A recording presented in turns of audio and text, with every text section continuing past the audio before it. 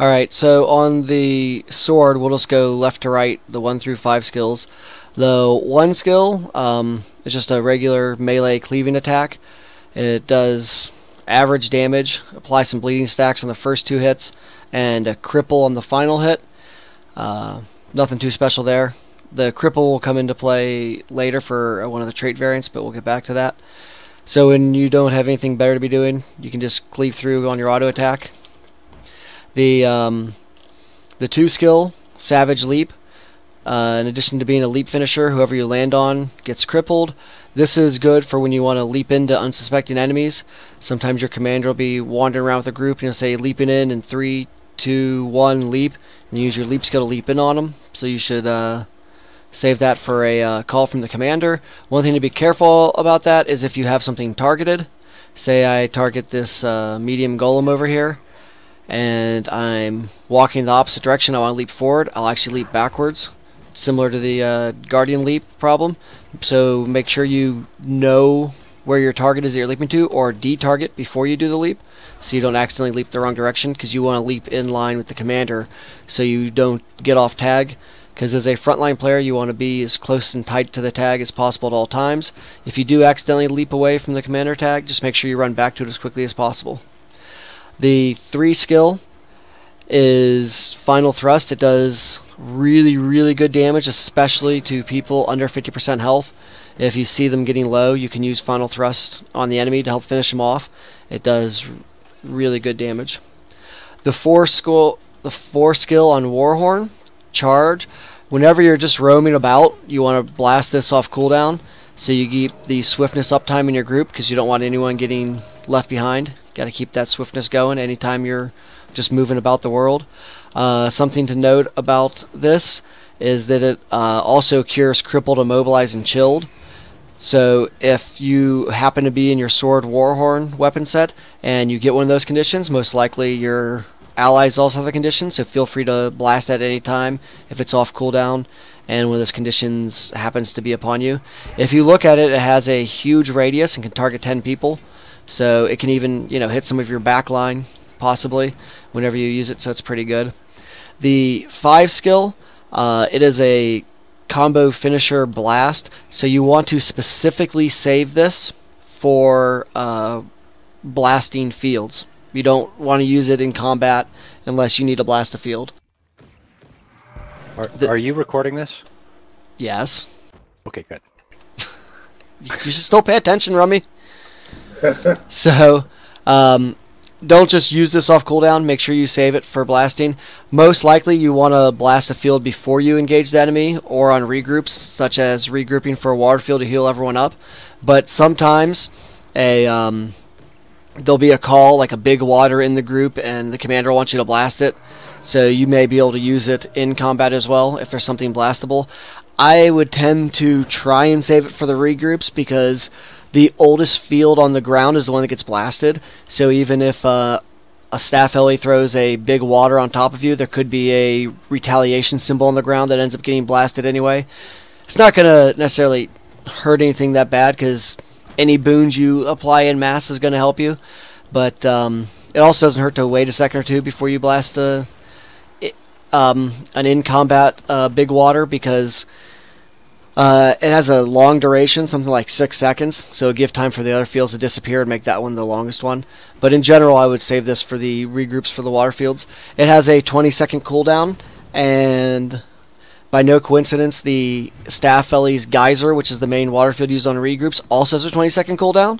So if you save it for regroups, it'll always be perfectly off cooldown, ready to go to blast the water fields if you guys are in sync. Anyone have any questions about the Sword or Warhorn? We'll go through like rotations and when to use everything in a second. I just want to go over the skills in general. So your heal skill, Healing Signet, this regenerates health. You don't want to pop this unless it's an absolute emergency, because it's going to keep you alive by constantly ticking health on you. If you fall pretty low in health, you can pop it. Just keep in mind you don't get the passive effect of regeneration while it's on cooldown. So if you do pop it, you're not going to have that extra sustain to keep you alive. But if you're about to go down, by all means pop it. But you should avoid using it as much as possible because of the regen effect. The utility skills for Great Justice, this also has a 20-second cooldown, and that's affected by the trait lung capacity in our build. Otherwise, it has a slightly higher cooldown otherwise. So this skill grants you Fury and Might, which helps you do extra damage. So you want to pop this before every engagement. Since it has a 20-second cooldown, it'll probably be off cooldown for your regroups. That's when I'd try and save it for your regroups, but if you're in a long combat and the commander or driver is not regrouping, you can pop it mid-combat to keep your Fury and Might uptime going.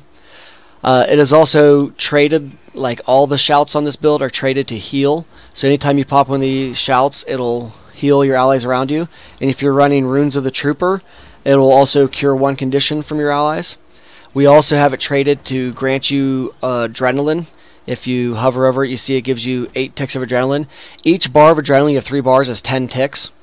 So you have to get to 30 to get maximum bars, and this gives you 8. So if you pop both for Great Justice and your next skill, Shake It Off, that gives you 16. It gives you already halfway, all the way up the bar towards an F1 skill. So on to Shake It Off. In addition to clearing a condition, since it's a shout, it also gives you the extra healing and the extra adrenaline. And if you have the Rune of the Trooper, it'll cure a second condition as well. It is also a stun break, so you can use it as that as well. Moving on to Doliak's Signet. This will grant you 180 toughness while you haven't used it, as long as it's in the passive mode and not on cooldown. You'll get 180 extra toughness, which will help keep you alive. If you do need to pop it, it's a stun break and grants you stability. So, say you're stunned and you can't get out of stun, that's when you'd want to pop this. It has a 60-second cooldown, so it has a pretty high cooldown. If you are in a party with Guardians, you'll probably be getting stability from them. So you probably won't need to use this, which means you'll be getting the 180 toughness, but it's nice to have an emergency stun break and stability. Keep in mind your Shake It Off is also a stun break, so if it's just a stun, you can use that. But if you're walking into a line over and over again and you can't get through it, such as a line of warding, you can pop your Doliak Signet, because that'll also give you stability on top of breaking the stun. If you don't have any other source of stability, such as Guardians in your party, you can change this trait to Balance Stance, because it has a lower cooldown and grants you just as much stability and also breaks stun. Balance Stance doesn't give you toughness, but it does grant swiftness and has a lower cooldown. So if you find yourself in a party without Guardians, or if you find yourself in a party with Guardians and they're not doing a good job of giving you stability when you need it, you might want to switch to Balance Stance since it has lower cooldown. Optionally, some people choose to stay with Doliak and then put Signet Mastery on, which lowers the cooldown, but I recommend using Balance Stance if you need a lower cooldown instead of using Signet Mastery. If you have amazing stability uptime, and say you never need the extra stability from that, you can swap this out with something such as Endure Pain, which is an extra stun break. Say you have plenty of stability from 2 or more Guardians in your party.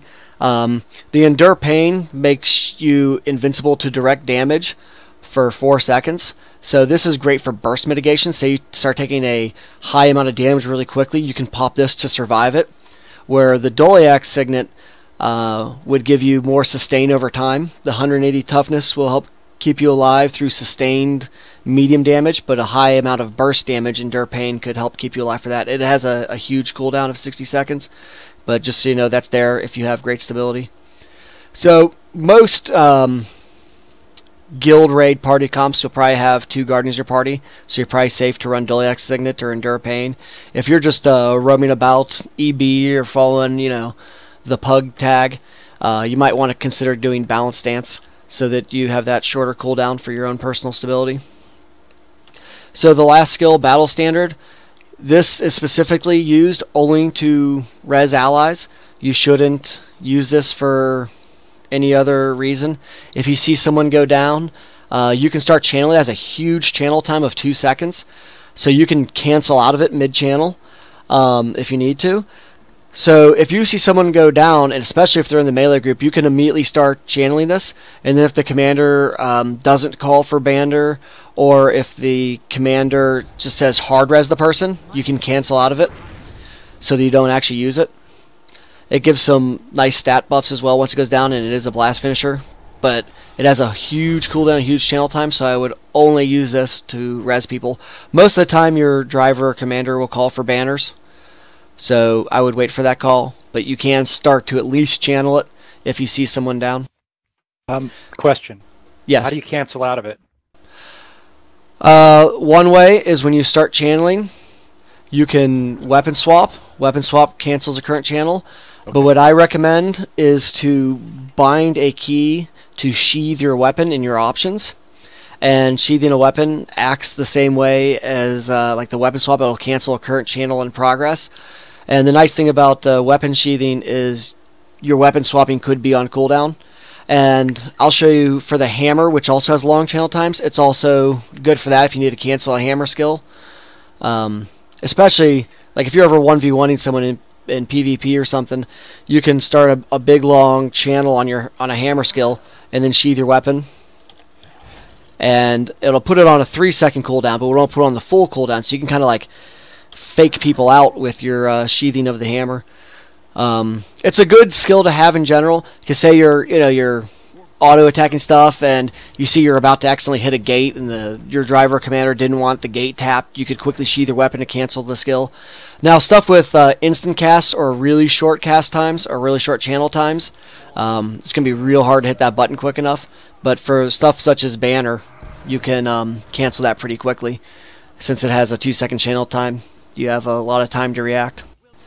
So weapon swap's a good panic cancel, but also I recommend binding weapon sheath. And it's also cool because when you're standing around, you can pull your weapon and put it away if you want to show it off or something. So it's useful for that as well. So if your group has a ton of warriors and you have so many banners it seems ridiculous to run another banner, you can swap this out with Signet of Rage. And when you pop this, it basically gives you permanent fury and might for the fight. Not literally permanent, but pretty long fury, might, and swiftness. So it's great for that. And if you don't have it popped, it's granting you extra adrenaline. Helps get your adrenaline bar full. So I like to run Signet of Rage when I'm just, roaming, one-on-one, solo roaming, stuff like that. Or if I'm following the pug tag. If I'm following the Pugmander around Eternal Battlegrounds or something, and it's not an organized fight, I'll be a little selfish to run Signet of Rage, because I don't care if some random dude I don't know dies. I care more about myself, get my bags. So that's the other option for Elite. Rampage isn't a bad one either, but I prefer Signet of Rage. But if you're running in an organized group such as a guild raid, you pretty much always want to run Battle Standard for that support. Does anyone have any questions about the utility skills, the healer, the elite? Nope. Alright, so if you swap to hammer, the one skill is just a high damage cleave. It has, half-second channel time, so it swings pretty slow, but it does decent damage. The third attack hits 5 targets instead of 3. Nothing too special there. The second attack, Fierce Blow, does really good damage and applies weakness. So that's a good skill. The 3 skill, Hammer Shock. This one sends out a crippling wave, which actually goes to a range of 600. Your other hammer skills only have a range of, your auto attack is 130, Fierce Blows 150, Staggering Blows 130, and Backbreakers 130. So Hammer Shock is like your longest distance skill you have on hammer. It's the longest distance skill you have on your sword too, other than leap, but you don't want to just leap around for no reason. So Hammer Shock cripples enemies, which is good. If you're running Leg Specialist, it'll also immobilize them. We'll get more on that later. If you happen to be backtracking, if your commander's saying, peel off, range attack them as we're moving, range attack, about the only thing a warrior can do to range attack is that crippling wave. Other than that, you're just kind of standing there out of range of being able to hit anyone. So you can use that as your backing off. It's great to put soft CCs on people, help keep them in place so they either can't chase you or you can lock them up so you can pounce on them and do damage to them. The 4 skill, Staggering Blow, I would not use this off cooldown. Where like 1, 2, and 3 you can kind of spam off cooldown a little bit, same with 5. This one knocks all your targets back in every direction. So if in an organized raid, the the commander's trying to pull a bunch of people in using things like the great sword binding blade of the guardian, you don't want to knock them all out of the place because you're trying to focus damage in one place. If necromancers throw a bunch of wells and your staff allies throw a bunch of meter storms in one spot and you pop your 4-on hammer and knock everybody out of everything, that's like the ranger longbow 4 on steroids, because you can hit 5 people instead of just 1. So you can really push everyone out of the way. This is good if you need to get everyone out of the way. Like, say you're trying to retreat, you can pop that to knock people out of the way. Or if people are trying to res a bunch of downs, you can knock them off if they don't have stability from resing. So that's more situational use. But if the commander's working hard to lock everyone into an area so they can burst them down, don't use that skill on them. And Backbreaker knocks a foe down and does decent damage. So you can kind of spam that off cooldown as well. When you get in the Zerg fight, I usually go 3, 5, 2, and just start spamming 1. Just get all those 4 of those off cooldown. I don't use the Staggering Blow number 4 at all, except for situational uses. So does anyone have any questions about those hammer skills? Nope. The hammer is a great CC machine. The Backbreaker knocks down, Staggering Blow knocks a bunch of people back, Hammer Shock cripples, and if you have leg specials, also immobilize them. So it's great for, keeping people in check. Alright, on to the profession skills, the F1. In the hammer you have Earthshaker. This is also referred to as Hammer Stun, because you use your hammer to stun people. The stun duration's longer based on how much adrenaline you have. It does decent damage. The nice thing is it's a giant AoE stun. You can stun 5 people with it, and you can leap towards them as well. If you have your adrenaline built up, you can leap forward into them as a 600 range, similar to your leap on your sword. So you can quickly pounce on them and hammer stun them when they're unsuspecting.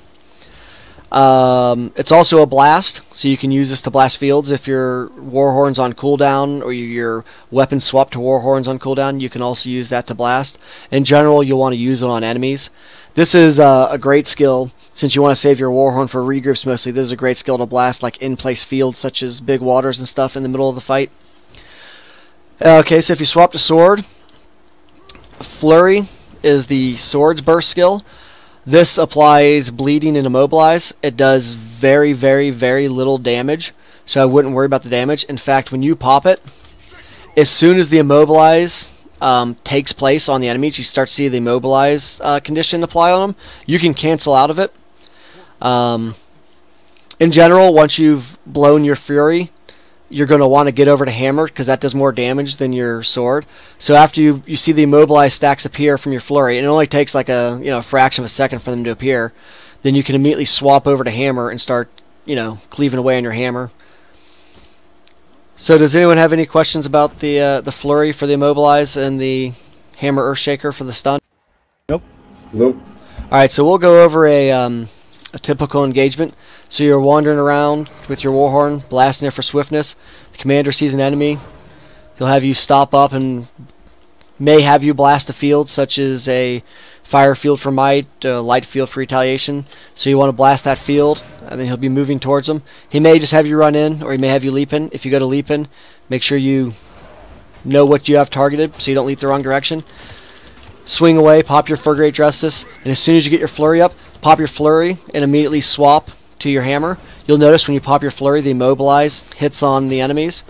And then once you get into your hammer, you want to hit 3 to additionally apply cripples. And if you're running leg specials, it'll apply more immobilize in case they cleared it off. And then hit 2 because it does good damage and applies weakness. And then start cleaving away with 1.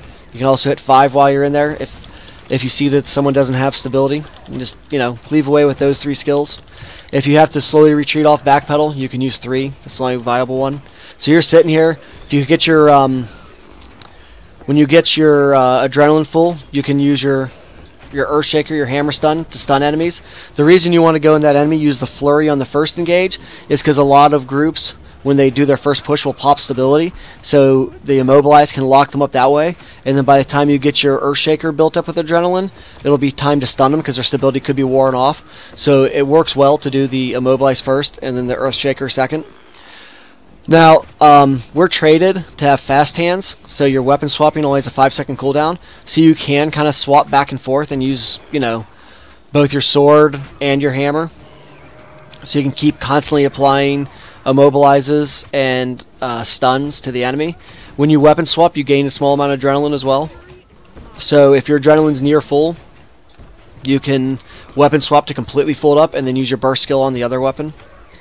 Whenever you want to re-engage, say we're going, regroup, if you're in hammer, this is when I use the 4 skill because we're getting out anyway, we want to avoid damage. So I'll hit 4 to knock everyone off of me before I swap back to sword Warhorn, at which point I'll blast my Warhorn 4. This will cure any movement impeding conditions such as cripple, immobilize, or chill from my allies so that we can get back to the regroup point alive. And then I'll just double dodge out back to the regroup point. If need be to gain some distance, to say I got, you know, left behind for the regroup, I can even, you know, leap out to get some distance. Just make sure you don't have anyone in the enemy blob targeted or you'll leap back into them. Once you get back to the regroup, use your 5 skill to blast what will most likely be a water field. If you're fully healed, sometimes if your group's fully healed, sometimes the driver commander will call for something other than a water field. So don't, you know, doesn't always have to be a water field. And then you rinse and repeat. You pop your 4 Great Justice, and you get ready to leap in. Leap in, get your adrenaline up, hit your flurry, weapon swap once the mobilize stacks pop. Use your 3 skill on hammer, the hammer shock. Use the fierce blow to apply weakness. Use the backbreaker, just swing 1. Just pop those 4 skills off cooldown until your hammer stun's ready. Hammer stun. And then, you know, probably time for a regroup by the time you hammer stun. So swap over, use your 4, dodge out, and get ready to blast the water field. If you need a quick adrenaline boost, you can also pop Shake It Off. If you see either you or a large amount of your group has conditions, you can pop Shake It Off. If you need a simple stun break, you can pop Shake It Off. I would recommend waiting if you can. Like, you don't want to pop stun breaks if you're simply stunned, to see if it wears off. I mean, if you're taking a bunch of damage or your allies are getting away, then you want to pop your stun breaks so you can keep up with them, so you can stay tight on the tag. But say you know, the enemy group's over here and they do something to give you a control effect where you can't move. Say they throw a static field on you from way back there, but they're not pushing you. You can wait it out. You don't have to panic and pop one of your stun breaks. You know, unless your commander starts moving, then maybe you want to, so you can stay with them. But that's what I would use the stun breaks for. Shake It Off is not your only way to clear conditions. Remember, both of your shouts for Great Justice and Shake It Off will clear condition if you have the Rune of the Trooper. And we are also traded that every time you use an F1 skill with the Cleansing Ire trait, it'll also cure conditions. So does anyone have any questions about the engagement, disengage before I go over the traits? Nope. Nope. Alright, so if you bring up your traits and you can hit H, it'll show you your PvP traits. We'll just go over, starting from the top down, we'll go over all the traits. The minor tick in defense, the adept minor, thick skin just gives you some extra toughness when you're above 90% health. That's just happens to be there. We didn't specifically trait to get that. The 2 skill in defense for the adept, the major trait, dogged march, that reduces the duration of movement impeding conditions such as immobilize, cripple, and chilled, and also grants you regen. So that's awesome for helping keeping you moving and alive and on tag. A common food that is used in guild raids is lemongrass poultry, which reduces conditions by 40%. So right there you have a 73% reduction in those movement impeding conditions, which means they'll just pretty much melt right off of you, and you'll get regen when they're applied to you. It only does it once every 10 seconds. Your traits do have cooldowns, which you can see in the top right if you hover over it. So the next minor tick, the master in defense, adrenal health, just you regenerate based on how much adrenaline you have. That just kind of happens to be there to help keep you alive as well. We didn't specifically trait for that. The master major trait in defense, cleansing ire. This one is important. Anytime you're hit, you get a tick of adrenaline. So when the enemies are hitting you, that just fills your adrenaline bar up all the way, you know. So the awesome thing about this this build is traded to get you lots of adrenaline. So every time you swing your sword, you get adrenaline. Every time you get hit, you're getting adrenaline.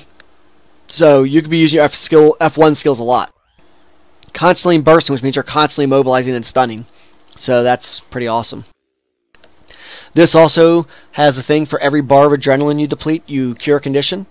So say you have some condition that's going to kill you or, preventing you from staying with the group. You don't have to wait for your full bar to pop an F1. Say you're in Hammer, you can pop your Earthshaker at any time if you need a blast, even if you only have one bar full. If you need to clear one condition, you can pop it to clear a condition. So just keep that in mind. And the more adrenaline you have, the more conditions you clear, up to 3. So that's pretty important. Some builds, if you look online, will have Merciless Hammer instead to get extra 20% damage against people that are stunned or disabled. I prefer the Cleansing Iron myself for the extra condi clears and to help fill your adrenaline up quicker so that you can use your F1 skills more often, but it's not uncommon for some people to run Merciless Hammer for the extra damage. So the final minor tick in defense we obviously did trait for, since we don't have a major tick, and that's gain power based on your toughness. That just, since you're going to have a lot of toughness as a warrior, you're going to have, most likely you're going to be running some sort of knight's gear or soldier's gear, something that's going to have toughness in it. Or if you're running Room of the Trooper, that also has toughness in it. Melandra runes have toughness in it. Common things that warriors and guild raids run have a lot of toughness, so this will help increase your power. A variant to this, if you remove the tick from defense, which we're in combat right now, so I can't do, I run out of combat, but you can put it into discipline, and you can research in discipline. There's a skill called Destruction of the Empowered, which lets you do extra damage. For people that have boons, you get a 3% damage increase for every boon they have, and when you're specifically fighting like an organized guild group, they're probably going to have, several boons, 4, 5, 6 or more boons, so that can really add up and do a ton of damage. Sometimes if you're going to be like GvGing or fighting an organized group, you might want to switch to this one. But if you're, don't know who you're fighting, or if you're running around with the commander tag, you're probably better off putting the 5th tick in defense and doing the gain power based on your toughness. So moving on to the... Does anyone have any questions about the defense line before we move on to the tactics line? Nope. Alright, so on the defense line, the minor tick, you just get extra toughness while reviving, nothing special there. The first major trait in Adept, lung capacity, this one is vital to this build because you want to have those cooldowns on your 2 shouts. Specifically for Great Justice, because you want to use that on every engage to keep the Fury and Might uptime going. And also your shouts heal your allies and yourself, so it helps keep everyone alive with the healing, and also grant you adrenaline, so you want those being popped as, fairly often. So that's pretty critical to the build. I would recommend always running lung capacity. Next minor tick, fast healer, increased revive speed. That's nothing special, it just happens to be there. So the master trait and tactics, I recommend running Empower Allies. This gives 150 points to you and your 4 closest buddies, most likely people in your party. Guild Wars favors giving boons to people in your party if they're nearby. Obviously, if they're out of range, it'll give it to some other random person close to you. Now, since if you're in a party with 2 warriors, you don't both need to run this, since it gives it to basically everyone in your party. So if you find yourself in a party with 2 warriors, you can swap out this trait for another trait. Some alternatives are the 9 skill Quick Breathing. This will allow your Warhorn to convert conditions into boons, which will help keep conditions off of you. It also reduces the recharge on your Warhorn. Your blast skill on Call to Arms is 20 seconds, which matches up with the water field anyway. So it's not like critical that you have Quick Breathing. The cooldowns on the Warhorn are short enough that it's, really not that amazing for the extra cooldown, but it is good for the extra converting conditions into boons. So every time you use that, lose a condition, convert boon, great for condi. If you find you're getting heavy condi pressure, specifically if you're hitting like a enemy guild group that uses a lot of condi, or they have like Venom Share Thieves or something, you may wish to switch to Quick Breathing. The other option instead of Quick Breathing and Empower Allies would be Leg Specialist. It is number 1. And what that does is anytime you cripple a foe, it also applies Immobilize. So if you set Leg Specialist there instead of Empower Allies, and you look at your 2 skill on your sword, whenever you Savage Leap onto something, which is what you're going to do on the Engage, it will apply an Immobilize. So I'll go leap on this golem and show you. So now instead of being crippled, it's also immobilized for a second. Your 3rd attack of your sword is a cripple, which will also immobilize. It does have a cooldown, so not every time you cripple will apply immobilize, but whenever it can proc, which is every 5 seconds, it will also apply immobilize. It's only 1 second, it wears off fairly quickly, but anytime you can help lock them up, and that's good, and it'll stack with other immobilizes. So if you pop your flurry, it'll add an extra second to that, so that's good. And when you swap to your hammer, the 3 skill Hammer Shock also has a cripple, so that'll also apply immobilize to your enemy when you use that if you're running Leg Specialist. I recommend running Empower Allies or Quick Breathing, but Leg Specialist is also another option for locking people up. So the Minor Tick, Reviver's Might, that's just happens to be there. The Grandmaster in Tactics, the major trait, Vigor Shouts, Shouts Heal. That's the one that allows your 4 Great Justice and Shake It Off to heal yourself and your allies. So that's pretty much critical to this build. Another variant on Doliac Signet, just as a note, is you can run On My Mark, which it applies vulnerability for 10 seconds, 10 stacks of vulnerability to one specific target, but you specifically would want to run this for the extra heal, extra adrenaline gain, and also for an extra Condi Clear if you're running Runes of the Trooper. But I recommend you're better, running Balanced Stance or Doliac Signet, because those are, better off. But that is another trait variant for that. So back into the traits, the Minor Tick in Discipline, Fast Hands, lets you swap your weapons every 5 seconds. That synergizes really well with the first Minor Tick in Discipline. Gain adrenaline on weapon swap, you get 5, which is a 1/6 of your bar. So that lets you swap weapons frequently to help keep your adrenaline up. And it's also good if you get stuck in hammer, you can get back to your Warhorn, to blast on regroups and whatnot. So it's also, has a good side effect of that. But you specifically want the fast hands so that you can, get your adrenaline up and you can keep using your F1s over and over again.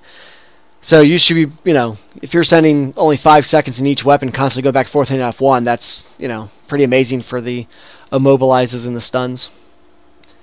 Also in the Discipline line, the one major trait we have, Inspiring Shouts, that's what makes your shouts also grant 8 ticks of adrenaline.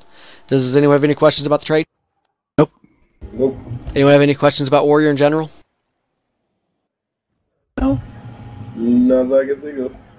Alright, my only recommendation to you guys is if you're following a driver commander, just stay as absolutely tight on the tag as you can.